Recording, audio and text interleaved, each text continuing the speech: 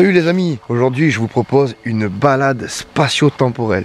Un peu comme la vidéo précédente avec la lentille, pendant laquelle on a fait une culture filmée de avril à plusieurs mois plus tard. Là, on va remonter un peu moins loin et on va prendre la direction des choux.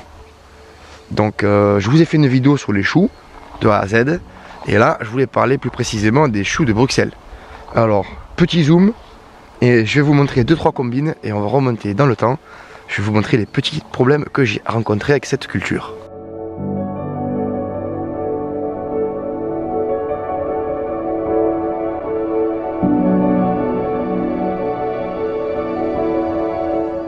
Petit arrêt rapide sur quelques plants de tomates.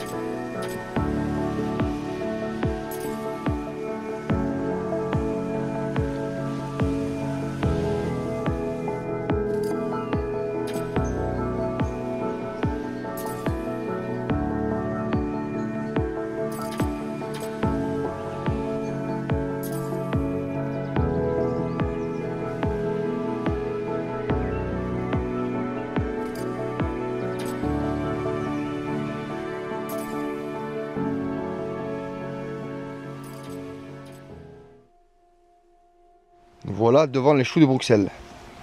Alors regardez bien, ici, la taille des petits choux de Bruxelles. Voyez, ça se met aux aisselles en fait, voyez un peu. Donc ils sont bien là. Et maintenant, regardez un peu la combine, je l'ai faite également sur d'autres.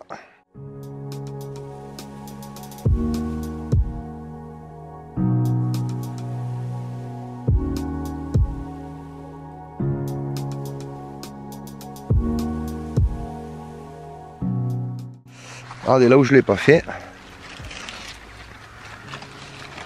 Ils sont pas encore. Il n'y a pas assez de pression. Vous voyez, il n'y a pas assez de pression, ils n'arrivent pas. Alors du coup, on m'a toujours dit, casse les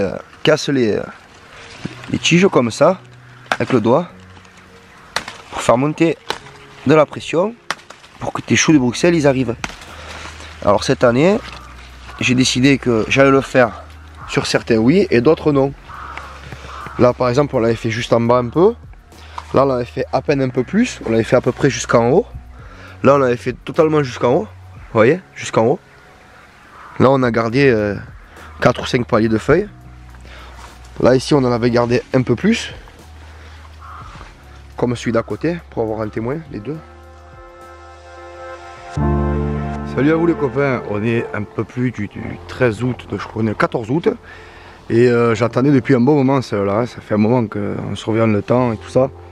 J'ai vu qu'il allait y avoir une petite saucissade là dans la serre. Et elle est arrivée aujourd'hui. Donc petite vidéo pour vous montrer. Vous voyez, il fait toujours aussi beau chez moi là. Hein, Sunset Beach, 40 degrés. Voilà, bon. Il fait très très lourd par contre. Par chance il a plu. Vous voyez, le sol est mouillé, c'est cool. Donc là vous faites avec moi le chemin pour aller à la serre. Alors comme d'habitude, j'arrive, je prends 2-3 tomates, un concombre ou deux. Puis là, innocemment, mon genou, vous voyez, le bouchon de boxer là, mon genou il touche là un peu là.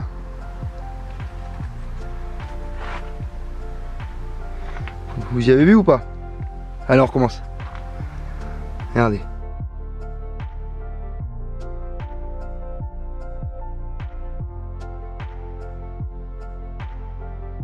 Et là, vous y voyez maintenant? Et je vais vous faire un petit zoom. Voilà, ce que vous voyez là, c'est la mouche blanche.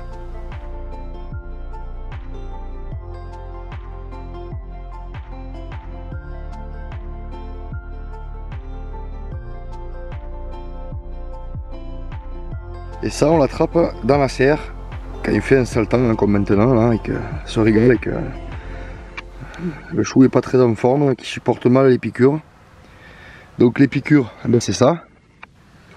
Vous voyez, ça fait ça. Et ensuite il y a la sève. Ils piquent, ils prennent la sève. Et ensuite eh ben, ça fait des taches noires comme ça. Voilà. Donc ce sont des petites ailerons, tout simplement quoi. Donc pour les dégager, dans de l'eau, 15% savon noir. Ouais, je pompe un peu. Il me sert qu'à ça. Savon noir, ortie. Alors, est-ce qu'il va en dessous ou pas? Oui, la réponse est oui. C'est au-dessus et en dessous. Et vous voyez toutes les larves là? Je sais pas si vous les voyez bien. Voilà. Là on voit qu'on a une attaque, ça y est. Donc il va falloir traiter tout ça. Voilà, allez. Je vais passer le produit un peu partout. Savon noir, dessus, dessous, donc je vais pas pouvoir tout filmer parce qu'il va falloir que je prenne mes deux mains pour retourner les feuilles. Donc là, dans le premier temps, je les colle pour qu'ils aillent tous en dessous. L'astuce c'est ça, hein. D'abord on le passe comme ça. Et voilà en dessous après. Ils aiment pas ça là. Ah ouais, savon noir ils aiment pas. Hein. Donc ça pique aussi les tomates et les solanacées, il n'y a pas de souci. C'est une bonne petite bestiole, ça pullule, ça fait énormément de larves. Et que l'adulte parte ou pas, la larve restera en place, il n'y a pas de souci. Je vais remettre un peu de pression. C'est ça, beau de tomates. Hein. Voilà. Savon noir, comme je vous ai montré dans d'autres vidéos. Hein. Bon, mais en fait, j'aurais pas assez.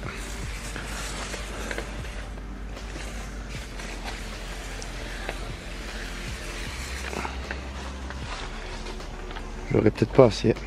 Ah, vous voyez un gourmand qui a été oublié là? Ah, c'est pas génial, avoir un peu la longueur. Vous avez vu ça? On va faire plus d'1 mètre. Maintenant, on est bloqué avec lui là, parce qu'il bon, a fait une petite production. Alors, on va essayer de l'accrocher. Voilà, on l'accroche en haut. Voilà. L'année prochaine, il y aura de l'irrigation, ça c'est sûr. Là, il faut dire qu'avec le Covid, on a tous été bloqués, surpris. À toi, mon coco. Bon, apparemment, là, ils sont pas. Ils sont pas encore de partout. On va faire un traitement préventif. Hein. Alors on va faire le dessus-dessous. Rapide. Là, je vois qu'il n'y a pas une seule bestiole, alors si ça vaut le coup, j'ai plus beaucoup de produits. Bon ben voilà, on a traité, je vais faire le dessous quand même par acquis de conscience, au moins sur les 3 premiers.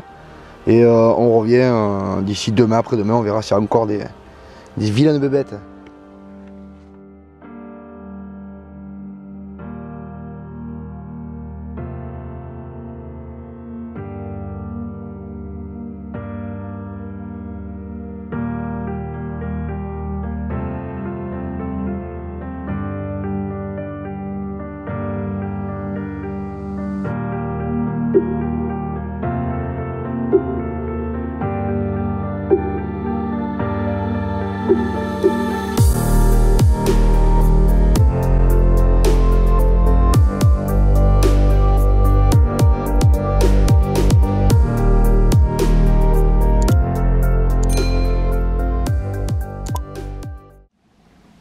Coucou tout le monde, heureux. Bon ben voilà, on est venu avant-hier mettre ce produit. Je pense qu'il va falloir faire un petit rappel. On va voir ce qui se passe. Ah ben ils sont scratchés. Hein. Ah, il n'y a plus rien. Il y en a très peu. Il n'y en a plus. Vous voyez, ils sont scratchés dessus. Je sais pas si vous voyez bien. Ils sont collés et il y a une espèce de pellicule sur le chou en fait, on le voit bien. Ah ben c'est cool. Donc j'ai fait dessus-dessous. On secoue un peu pour voir. Et il n'y a plus. Et ben c'est nickel. Bon ben j'en ai profité pour mettre un petit coup aux tomates. De façon à ce qu'ils ne migrent pas de là à côté, ce qui est logique. Hein. J'ai mis un petit coup vite fait là, sur le feuillage. Donc un mélange à 15%, ben, ça les a flingués mais d'entrée quoi. Je suis venu hier, il y en avait juste quelques-uns comme ça. Je me suis dit ah peut-être que c'est pas fait. Mais finalement si, hein, il n'y a plus rien sur les choux. Bon mais c'est génial, ça a fonctionné comme sur des roulettes.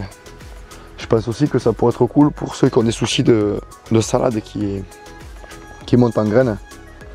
De les mettre à partir de maintenant, là sous voile, enfin à partir de maintenant, dès le mois d'août. Hein.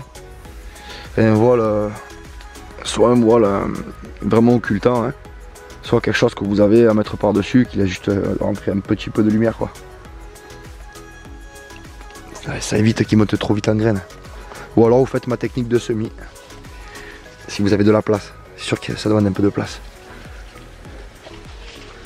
Cette semis que je vous ai montré à battre le pied montant en graines contre le sol.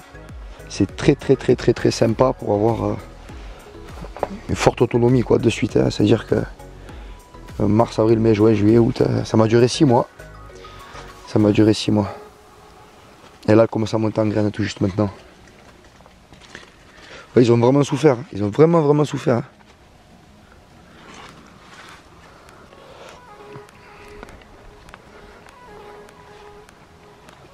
Bon, ben ça, on continue d'en manger de partout. Ouais, des courgettes. Là, la pluie leur a fait du bien. Là, parce que j'ai pas pu arroser. Moi, j'ai pas de ligne d'eau ici. Donc là, pour rappel, hein, on est au 13 août. Vous voyez, ça a bien changé, il a pas mal plu, ça a été bien hydraté. Mais maintenant, c'est le soleil. Ouais, ils osent encore faire des fleurs. Donc ce qui veut dire qu'il va quand même y avoir encore un peu de soleil, quoi. Ah oui, les maïs qui sont à plus de 2,50 m. Donc ils ont fait leurs épis et puis ben, on va attendre que ça gonfle un peu, quoi. Mais à mon goût, il commence à être déjà un peu trop sec. J'espère que le coup de frais va leur mettre un petit boost. Ces haricots là, géants là, qui sont absolument fabuleux. Ça pousse vraiment incroyablement bien. Ben là on a une nouvelle levée. Alors je l'ai mis là parce que pour la faire suer, c'est vrai qu'il faut faire suer un peu. Et ben, forcément il pleut depuis, donc elle n'a pas sué. Et j'aime pas trop la laisser comme ça, donc je pense qu'on va venir y prendre.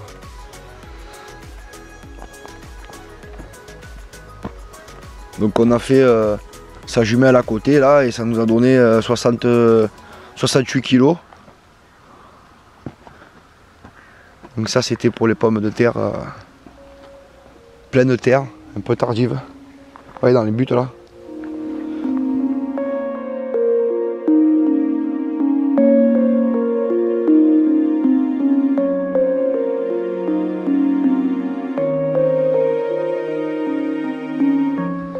on voulait de l'autonomie, on en a, hein. Avec la pomme de terre, c'est un pied. Et après, c'est une bonne base de troc, quoi. On peut troquer, c'est cool. Contre du fumier, contre de la paille, troquer contre des poussins. Ah, ça, c'est bien à la campagne aussi, parce qu'on est plus ou moins tous intéressés à la nature et tout ça, donc il y a beaucoup de gens qui s'y intéressent. Le moindre campagnard, il a un petit fruitier, ou un petit potager, ou un truc comme ça, quoi. Et ça fait un maustro, hein. C'est un truc qui est balèze, hein. Bon, ben là, on a tout ce qui est poivron, hein. Regardez, il y en a plein, hein. C'est plein de bourre, hein. J'entends beaucoup de personnes qui disent ça y est, on arrive à la fin, nous on y est pas au début, mais voilà, ça produit. C'est vrai que ça a été super tardif cette année. Alors heureusement, moi j'ai de la chance, on a fait les semis très tôt avec l'étagère à semis que je vous avais montré, et du coup on a pu avoir un super résultat, quoi. Ouais, quand vous voyez des monstres comme ça là, quand ça va arriver, ça va faire du dégât. Donc là, vous avez vu, on n'a pas taillé les gourmands, hein. Petite expérience. Voilà, ça aussi, hein, c'est des bases. Cette tomate l'ermite, elle est incroyable. Elle donne des gros, des petits, des longs. Elle est produite par grappe lourde. Bon, il y a pas mal de poivrons, hein, c'est cool. Et puis il commence à être vraiment beau. Allez, j'ai des autres dinosaures, moi, ici.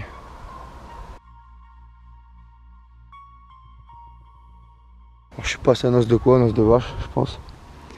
Là, il y a plein de pastèques.